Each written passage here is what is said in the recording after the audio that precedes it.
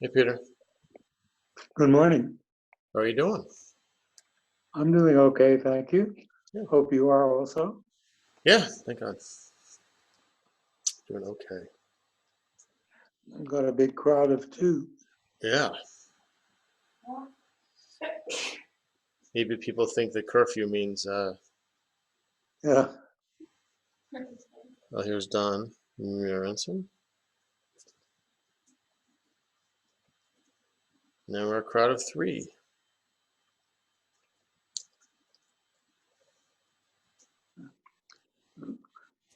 I sort of expected that Francis would be online. Usually, yeah, they're right away. They're very, very dedicated. Hey Don, Hey, Rabbi. How you doing?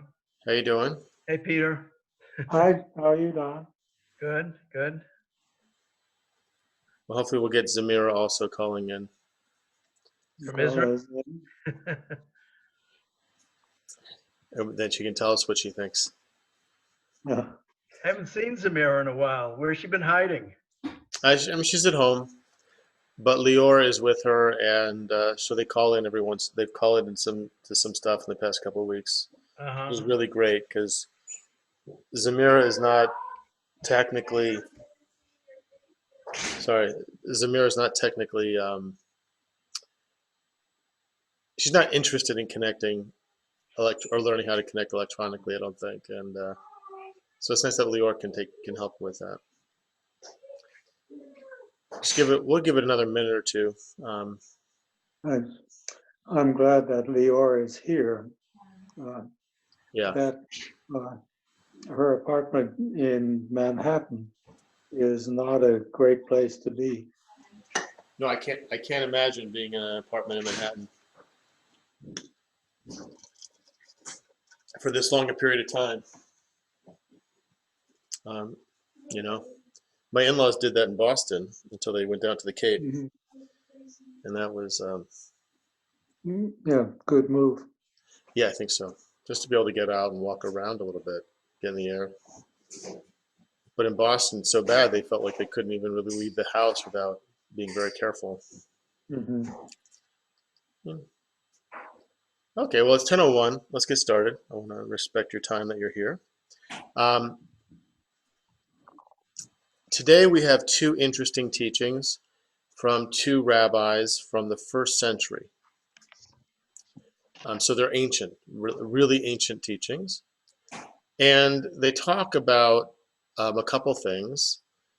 They speak of reward for study of Torah, and they speak about why does one pursue Torah study?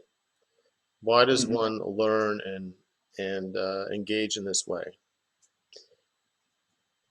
I think it's helpful to bear in mind that they are speaking at a time when Talmud Torah or Torah study is it's the Zoom of the day, so to speak. It is the technology, the new technology of the moment, right? Up until this point, that was I mean, just a foreign idea, but I think it wasn't really practiced so much. Maybe maybe not the Zoom of the day, but it was a relatively recent development and not an accepted one across all of um, the Jewish community. Right, so the rabbis at this time were not necessarily the dominant leaders, and rabbinic Judaism was not necessarily the dominant form of Judaism. I say not necessarily because though the rabbis portray it such, we don't have historical backing to that claim, right? We don't have any external evidence of kind of the claims they make about themselves in these early texts. And so we can't back it up, right? We can't verify these early claims of like their leadership, of them being in charge. That we can't verify.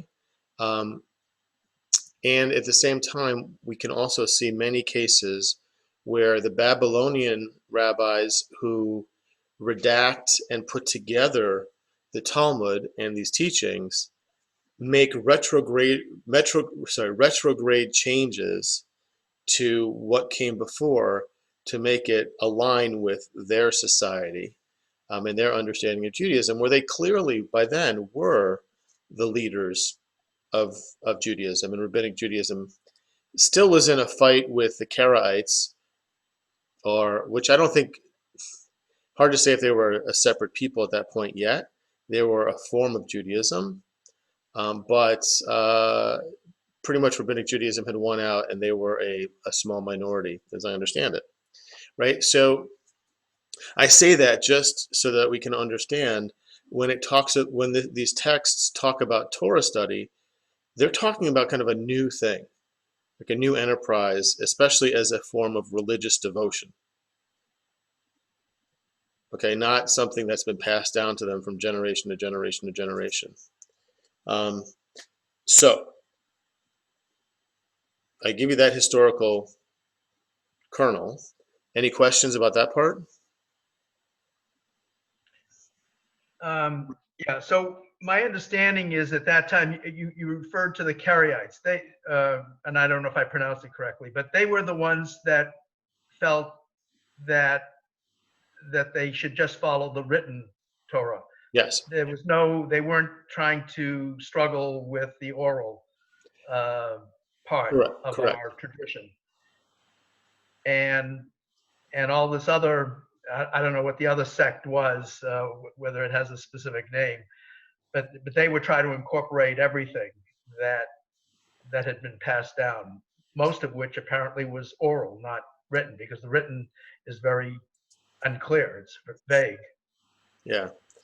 Um, yeah. It might be simplistic to say that the Karaites reject the oral tradition and only accept the written, although that is most often how it is um, portrayed.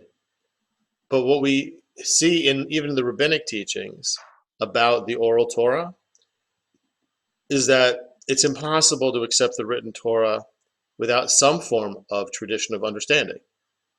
The Karaites just had their own form, and they did not want to accept the rabbinic norms. That, I guess, is a forerunner of a couple of the Hasidic sects. Mm, could be, right? Very much, especially around issues of Zionism and some other issues. Mm-hmm. Um, okay, so that's kind of the history. We're jumping not into like the third century, but into the first century. Okay, these are, like I said, very ancient teachings or ancient rabbis that are put here a little bit later in the teachings that we have. In other words, um, in each of the chapters so far, we've been moving pretty much through time, right? Each time we get to a new rabbi, it's the next generation. And remember, that's how Pirkei Avot started, right? We had um, Moses received the Torah at Mount Sinai and transmitted it to Joshua, and Joshua to the judges, and the judges to the prophets, right? And that was what was going on. The kind of historical progression of rabbinic authority. And these two are kind of inserted, it seems, a little out of order, a little later than you would expect them to be. Okay, so that's one thing to think about. Another is, how does perception shape our understanding? How does our perception of what's going on around us, what we experience, the troubles that we face, the rewards we receive, the ease with which certain things are accomplished, the difficulty with which other things are accomplished, how does perception shape our understanding of these things? Would we all say profoundly? Right? Yeah. This was brought home to me, and not in a way I accepted. I was on a hike with my friend Ed, who I was used to hiking with. I used to running with, and in college. And this is after college, and we're in the Rocky Mountains in the mid early I think the early '90s. And Ed at that time was living in Boulder. I was living in New York City. So he had a profound advantage when it came to um, being up at elevation. He was used to running in Boulder, which is already at almost 6,000 feet, and I'm, Hmm. down at sea level in New York City. So we're going over a a saddle between two mountains to go down into a kind of a flat area to camp out before going doing a peak the next day. And we didn't do a really good job of reading the topographical map and didn't realize how steep the descent was how steep that descent we were about to take was. And it was like, very tight switchbacks going down, not a cliff, but a very steep descent. And we have packs on. And it's at about 11,000 feet of elevation. So I'm just dying, right? I've got nothing. It's not like it's anything technically difficult, but I've got no um, stamina. No, and every step takes a lot of effort. Um, and Ed, who was and still is, I think, a management consultant, um, probably had read this recently in one of his business books. He's like, come on, come on. Perception is reality. Mm. And I was like, not this moment, it's not. Right. Right. So, how much can we shape our reality by our perceptions is, I think, is a valid question. And what do we perceive as rewards and whatnot? And that's kind of what this teaching gets into a little bit. Okay. So, I think the answer to your question is it depends on what reality you're dealing with. And I think you just showed, I think when one is dealing with um, physical and biologic realities, perception doesn't always win the day. I mean, just look around. I think the current pandemic is another good example of how, as someone has said frequently, hope and wishful thinking is not a strategy. And you can try to shape your perceptions all you want, but there are some things that cannot be shaped by the way wishful thinking. absolutely. So, and I think that sort of ties in with the story you were telling about trying to be physically active at 11,000 feet. You Hmm. know, I've skied at those elevations, and yeah, it took me about 3 or 4 days to acclimate. Um, Absolutely. Well, and it's like when I sprained my ankle, and um, the doctor gave me an air cast and said, use it as much as you can without hurting it again. Right? Which is like, okay, like how am I supposed to know when I'm reaching the Reaching the band limit. the band that area of where I could potentially hurt it? Or when we're getting, like, if we're learning a new physical skill, like especially one that's like involving running or some sort of athletic prowess that requires getting in shape or learning a new muscle power or movement, right? That there's a lot of suffering and pain there. How we perceive it affects how effective we're going to be, right? Like if we perceive that as like our body saying stop, just get back on the couch, well, we're going to limit our success. But if we understand it as the pain of growth and kind of welcome it as a way of kind of growing and getting stronger, then we might face it differently, right? So as you're saying, it all depends on what the issue is. When it's one of danger or not, but here we're going to talk about like the reward, and that's going to be shaped tremendously um, by perception, right? What do we perceive as a reward or not? Okay, so here we go.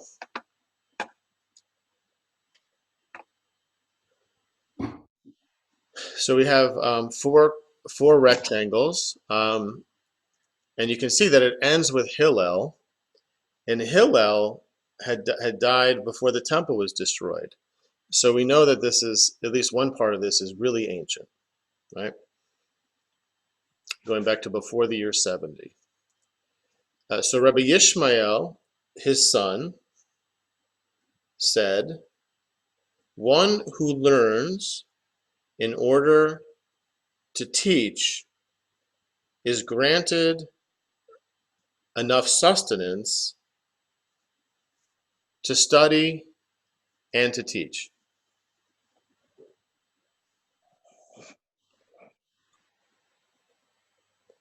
Okay, right? And the word sustenance is, I inserted here in the translation, but I think it's pretty clear from the Hebrew that that's what it means. One who learns in order to teach is granted enough sustenance to study and to teach. So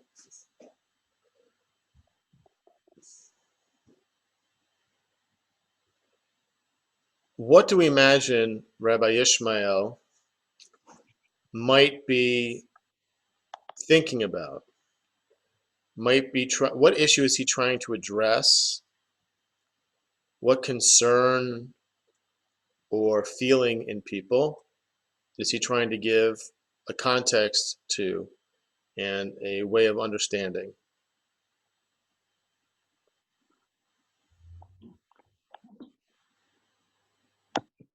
Well, I think that he talks about uh, community acceptance of this chochem, that they will support him because he is doing the right thing. Mm-hmm. Okay. Why do we think he begins with learning in order to teach? What is that perhaps in opposition to, or what is he expanding?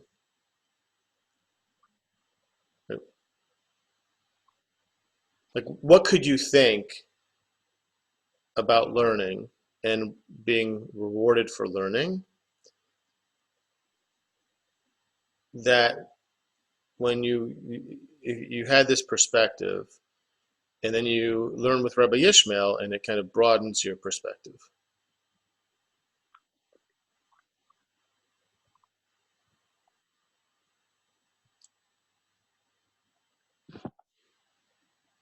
The person who is learning because they value what they are learning, and their intent is to share it and pass it on. Mm-hmm. Exactly. So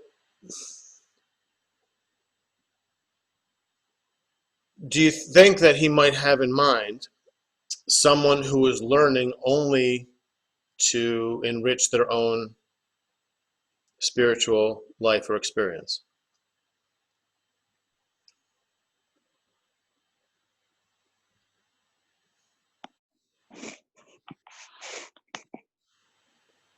I think that sometimes people do learn in order to maybe have an advantage over other people, or they're not going to pass it on. It seems to me that perhaps he is addressing concerns that his son may have about, will his son be able to provide for his family in the future. It reminds me of a brother-in-law who has a daughter who did go into teaching, but he was very concerned, that it isn't easy, and she could spend her time learning something that would have given her an easier life and Mm-hmm. profit. Okay. So if you look at a person who learns only kind of in a more monastic way, right? They're learning for their own sake, and they're not teaching, they're not sharing it. And that we have that on the one hand, and we compare that to someone who is teaching, who's learning in order to teach,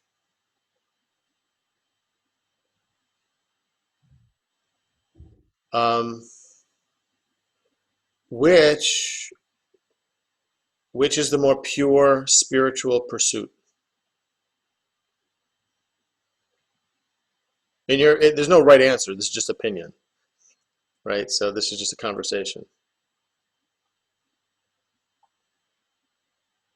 Oh, I think to learn to share would be much better. Learning to share, right? Learning in order to study, learning in order to teach is a better proposition. What do you mean by better, Carla? Can you say something about that? Well, if you have something wonderful that it would only be right to share it. It's like a musician who likes to play the piano. It would be like a musician who's a great pianist playing in their room all day out in the hills somewhere, and no one ever hears it. I honestly, it seems to me that if you have something wonderful, you would want to share it. Right, absolutely. So it would seem that way, right? But does that depend on your perspective? I mean, I agree with you, but right, what kind of a perspective might one have if they thought that they should learn and only to perfect themselves?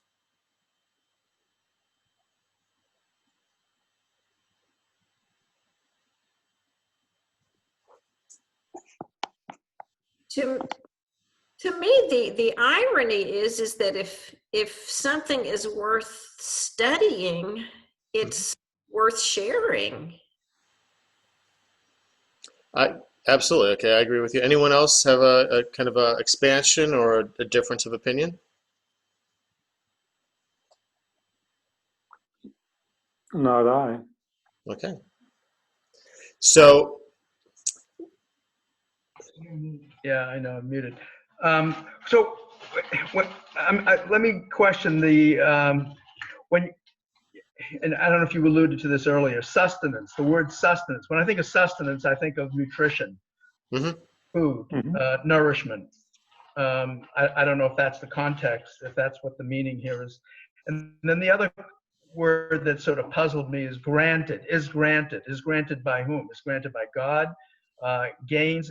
Again, I don't know to what extent I'm getting befuddled by the English and taking it too literally or not. I mean, I just don't know.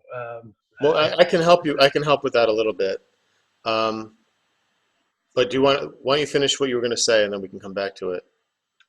Yeah, I mean, I don't know if I have a lot to add to the issue of sort of learning for learning's sake versus learning with a purpose in mind, whether that purpose be teaching, whether that purpose be to, care of other people, to be a professional in that sense, or to be a carpenter, or to be an electrician, where it has some end purpose for the learning process.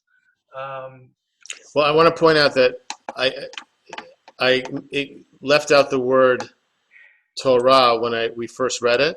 Yeah, I thought that I was puzzled by that too, because I don't remember seeing that. But it's right there in the Hebrew. So Torah, we're talking specifically about Torah learning. Okay. So let me give you a access point to the Hebrew, because I think it helps to understand. Okay. So safek means enough, right? It could also mean doubt, but here it means enough. And it's turned into a verb here. Maspikim. Okay? So it's the verb form of enough, right? To have enough, to be given enough. Well, sorry, to have enough or to make enough is how we would start there. Okay. However, it's a special form of the verb, right? The way Hebrew works is there are 7 binyanim, 7 categories of, or sorry, 7 forms of a verb. So we could take the root of this Hebrew word, samech pei kuf, which means safek or enough. In other words, in modern Hebrew, if you want to ask someone if they have enough, you can say maspeak. Maspeak would mean enough, right? So you can see how that's related to this word. But in a verb form here, we have this is the causative form. So the yud here between the pei and the kuf tells us that this is the hefil binyan, and that's causative. Okay, so somehow what the Mishnah here is saying in Rabbi Yishmael is that somehow the act of learning in order to teach will bring you enough sustenance to learn and to teach. Does that clarify a little bit? Yeah? Okay. So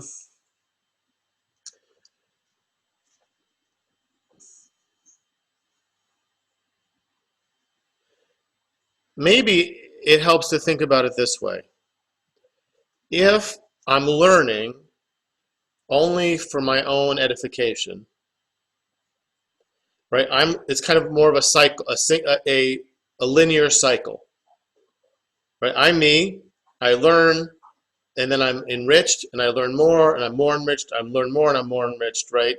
In this kind of linear cycle. But when I add another leg to that cycle, right? I learn, and I am enriched, but I also am teaching others, right? It's creating now it's like got 2 legs to it, or maybe 3, depending on how you think about it. Right? If I'm learning in order to teach, I'm expanding that a little bit. So it's not just self-contained, but I'm including other people in the study. Somehow, what Rabbi Yishmael is saying is that the inclusion of other people into this process will bring more sustenance to me. And not just, he's not talking about like, here he's not talking about spiritual sustenance. He's talking about real material, enough to be housed and to be clothed and to eat, like the basic stuff.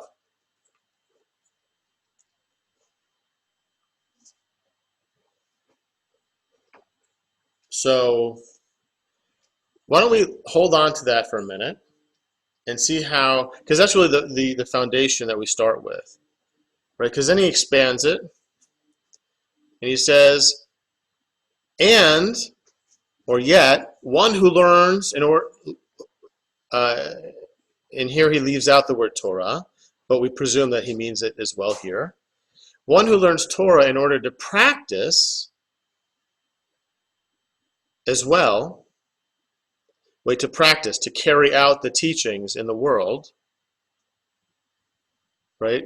Halomed almanat la'asot, to do.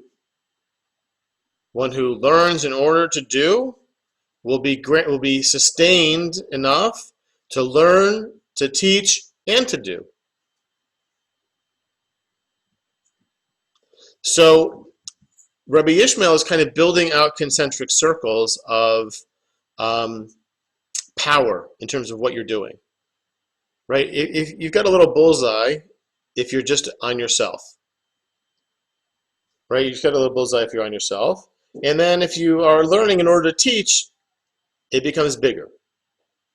But if you're learning in order to do, it gets even bigger because you're learning to do, to teach, and to be sustained yourself. And so you're going to get more sustenance because you're doing more. So he seems to be saying that there's something about if you increase Torah in the world, right, by doing and teaching, you will increase your reward, at least your physical benefits in this world. Now, that can be a nice, on the one hand, right, that sounds, I think, like a nice thing, right? If you are learning to teach and to do, and you're effective, well, then you're going to have a comfortable, I don't know, comfortable, you'll be sustained. You'll have a comfortable life. Let's go with that. Okay? How could that get out of hand? What's the danger of that teaching that we're going to see in a second? Rabbi Tzadok come and help us keep away from. Yeah. For me, that's an easy one. Yeah. So You say it, spread Don. yourself too thin. You're Oh. going in too many directions. We all have our limits, and it sort of reminds me of the profession that I was in. Where you can be a triple threat. You can be an administrator. You can wear a lot of hats. Yeah. And if you're wearing a lot of hats, some people are able to pull that off, but a lot of people aren't. You can't do everything well, and we're all, you have to, as Clint Eastwood, Rabbi Clint Eastwood once said, you have to know your limitations. As Rabbi who? Clint Eastwood. Oh, Rabbi Clint Eastwood. Okay. Yes, you have to know your limitations. Uh, If you remember, you may not have seen that movie. It might have been a little too violent for. Wait, which movie is that? Is that? Which was the name of that one? Dirty Harry? Yeah, Dirty Harry. Right. Thank you. Yeah.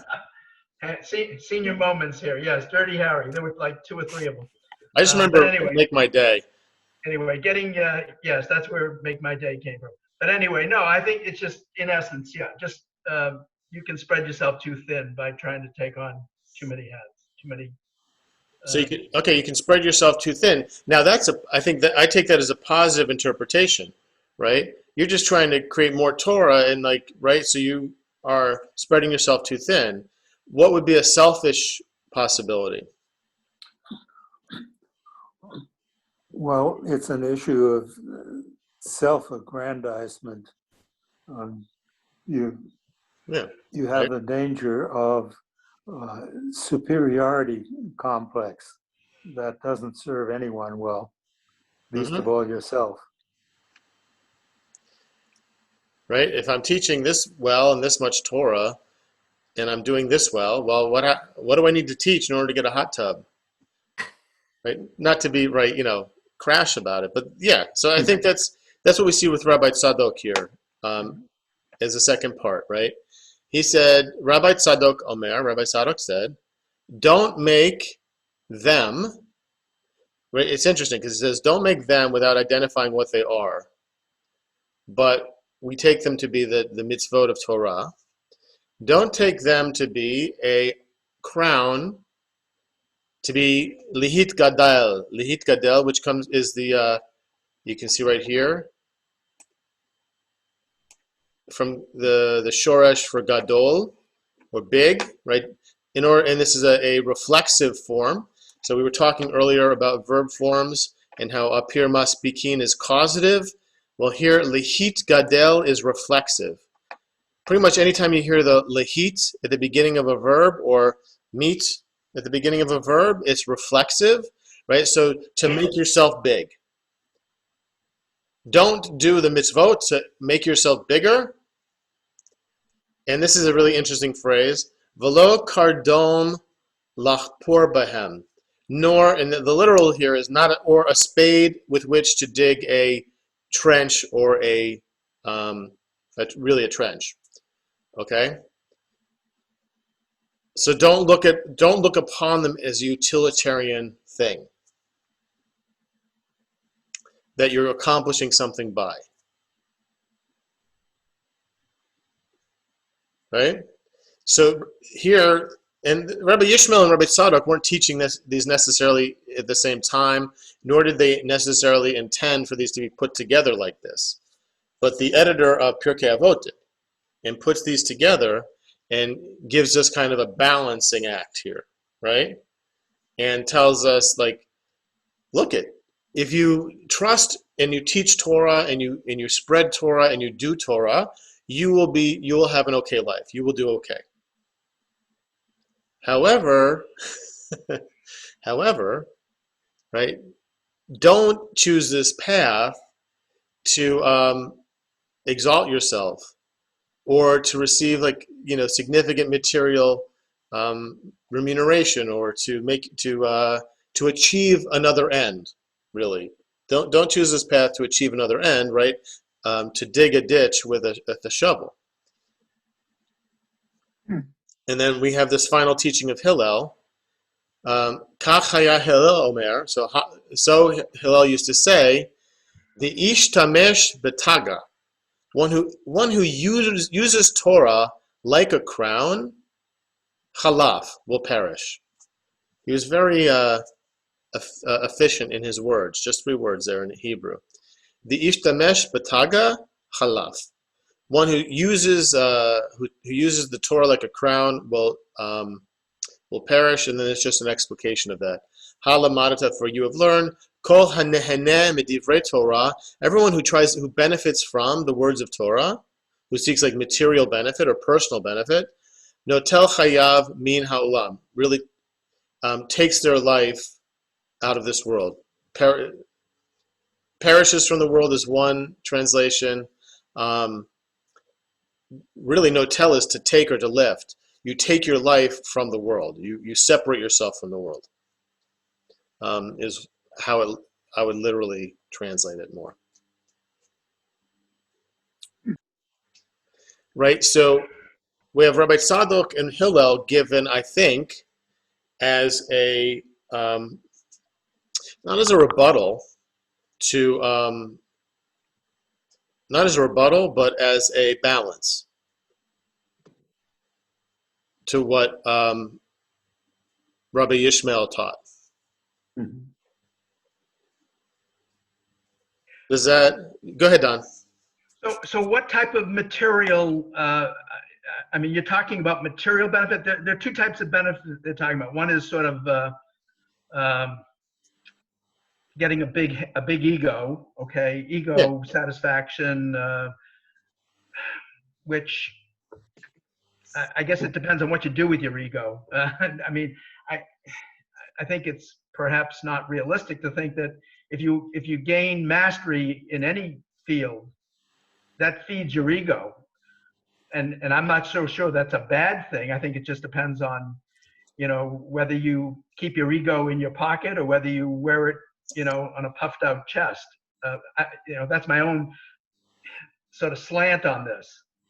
I don't think it's realistic to think that anybody who gains mastery of anything, whether it be someone who's a professional athlete, somebody who is incredibly learned, somebody who's accomplished things, or one who is erudite. I would think that the natural human tendency is for people to develop an ego, but some people, wear their ego on their sleeve, wear it on their chest like a badge of honor. So that's one issue. The other issue I think is materialism, and I'm a little confused about the materialism part. Yeah, no, it shouldn't. Don't nehene usually in the Torah. Sorry, I think usually in rabbinic discussion in the Talmud, when you're talking about benefit from something, usually it's material, but here I don't think so. Here I think that verb is telling us just personal benefit. Hey, Don. So, yeah. I was just going to make a comment. You might be confusing confidence in your learning to ego. I mean, if you're confident in what you're doing, competent and confident, it doesn't necessarily mean, go to a point where you're exploiting your ability. I think I know what you're saying, and ego sort of does have a sort of like a bad connotation, and I don't know if I'm using the term properly, but I think it does give one a confidence, a sense of identity, a sense of confidence in who they are. That's sort of what I'm, a favorable impression of themselves. And I'm not so sure that's bad. I think it's what how you what you do with it. How you treat others. I don't think that having a good strong sense of self that comes from being learned or accomplished in some endeavor is necessarily a bad thing. No, well, there's the old adage that springs to mind is practice what you preach. I don't know if you heard that. Oh yeah. So getting back, this whole business about the spade to dig, that doesn't refer to a materialistic I think aspect of this. I think what it's saying is don't look upon Torah as a tool to accomplish things. Like what? Specifically, that's the question that I have. What, like, accomplish what? Well, I'm confused by that phraseology of using a spade to dig something. It sounds like it has an ultimate end that is less than honorable, but it's not with regard to. yeah, I mean, I mean, that's a really good question. Like, what could it mean? Or you could use it as a tool to influence people. Right? That's one thing.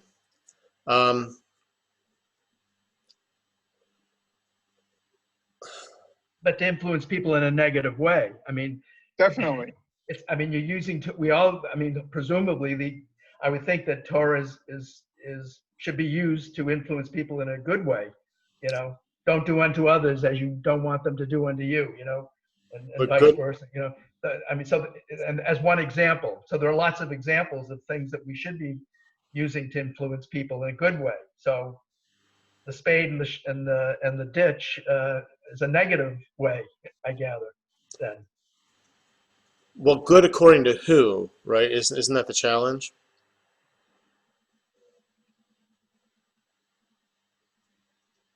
Right? The goodness is in the eye of well, here, I guess it's in the eye of God ultimately. But who decides what's good and who decides what's not good? I think we can imagine all kinds of examples across the Jewish community where, especially when we're outside of a particular branch of the Jewish community, we see actions that they take as being for ulterior purposes other than just Torah.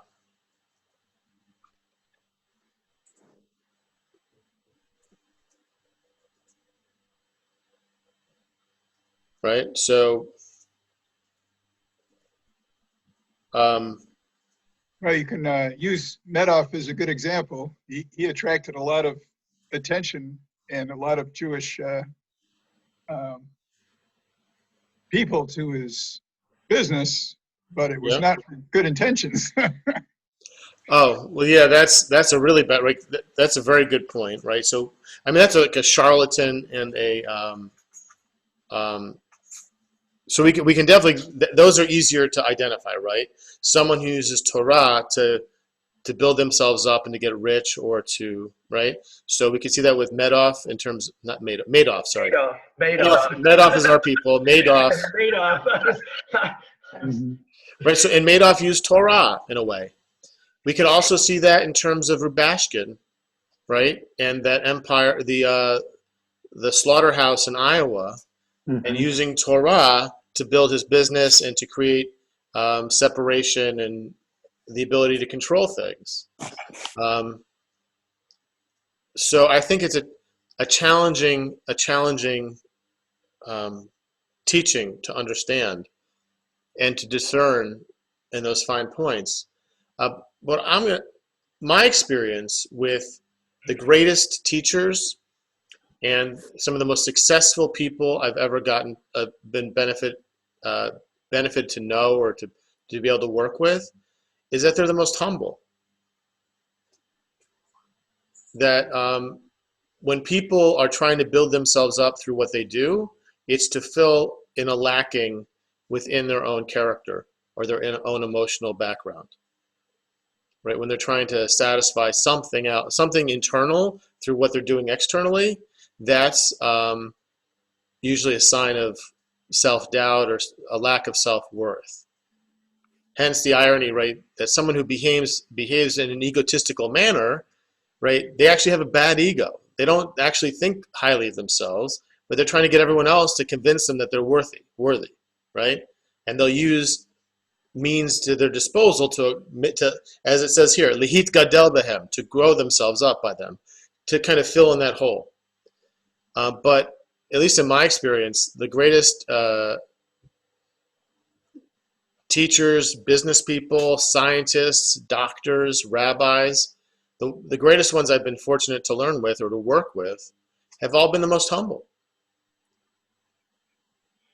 Right? And I think that's because they have a good sense of self, and they know what they know, and they know what the limits are. There's a confidence, but also an openness to like recognizing where the limits are. Whereas someone who's lihit gadel behem, someone who's trying to build themselves up, right? Anything that threatens it risks piercing that bubble of self, of trying to please the self.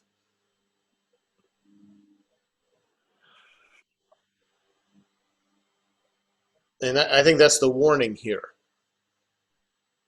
Right? The warning here is to teach, to do, like to learn, to teach, and to do in order to sustain yourself and your community, but not lihit gadel behem, not to seek aggrandizement, and not to use them to accomplish other means, right? But for their own purpose, and so that people aren't being manipulated or twisted to do one thing or another in the name of Torah, but really for a different purpose, right?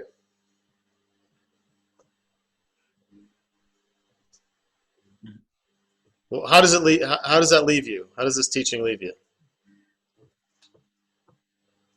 You get a thumbs up, a thumbs down, or a wavering thumb? I think thumbs up. Okay, Peter. Thumbs up? Yes, sir. Nice. I mean, listen, I mean, if we want to go really blunt, I think we can apply this teaching to, really to, in some ways, to what we've seen in the past few days. 99% peaceful protest, 1% riot. Mm-hmm. And, if we're going to change this from learning, if we're going to change this to, and I'm just doing this on the fly, so it might not work out, okay? But one who protests in order to change society will be sustained, right? But Rabbi Tzadok says, don't protest in order to destroy, or never mind. I'm getting too creative. It's going to stray too far. But do you understand what I'm saying, right? Like that there's something about crossing that line to violent destruction that is both takes you away from the original purpose of the protest and also makes it harder to accomplish the goal of the original protest. Yeah. It distracts everybody from really what's important. Well, looting is definitely self-interest. So that falls in here, I think. Looting definitely goes into the heat gadel behem, right? That's or protesting in order to get stuff, right? That's turning it into a shovel. Mm-hmm. To dig a ditch. Absolutely. I think for most of those people, the getting stuff is the primary objective. I don't know if there's much interest in protesting. If they were, they wouldn't have much time to do the looting and destruction. The looting, yeah. And what's really like, I saw this in Madison, Wisconsin, because I still follow that paper, and in D.C., that a lot of the leadership of the protests were African American or black, and that a number of the people doing the looting were white, or who were like being violent, and that just is a question. That certainly is a cause for concern, also in terms of not just people acting out violently, but people perhaps acting out violently for ulterior motives, like really negative motives. Anyhow, everybody, be good. I have to take a breather because I have another meeting in 12 minutes. Be safe. Thank you. Thank you, Rabbi. I encourage everyone. This is something I've only learned how to do, that I've only learned to do recently, but I find it to be very helpful, is when we're on Zoom calls, there's a setting you can access by going to your picture, and if you press on it with your cursor or your finger, and you get the mute, there's a mute button, and then there's 3 dots. If you hit the 3 dots, there's a setting that allows you to hide self-view, right? And then you don't see yourself moving and acting in the screen. It's like you're just talking to people and not seeing yourself, right? And I didn't think it would be as profound an impact as it was, but it totally makes it doesn't take it to normal. It's not like we're all in the same room together, but it gets closer to that, because you stop forgetting about your own appearance and what you're doing and how you're looking. So it's a healthy thing. Which I've also read about recently. So it hides us. It hides our view from ourselves, but it doesn't hide our view from others. Exactly. Hide self-view just takes your image off of yourself, but you still so I don't see myself on the screen right now, but you see me. Okay. Yeah. While you're giving a tutorial, of course you got to run. But I was wondering about the chat function. Maybe you can give us somebody can give us a tutorial about that, because it looks like there's more to the chat function. And I tried to Google it to try to get more information about how to use it, and I was very dissatisfied with the tutorial. Okay, so if you open up the chat function, I'll give you a quick few words, but then I have to go. When you open up chat, you have 2 options. One is actually 3 options or more, but let's go with the 3 basic options that we see. You'll see it says to : and then it should start out saying everyone, right? So I can message you and say hi, and then you'll get a text. Your chat icon will get highlighted, and you'll see, and then you click on it, it'll bring up the window, right? So I can text everyone, or I can text you individually, and I can say, right, hello to Don, and you'll see in the parentheses it says privately when you do so. Right. Okay.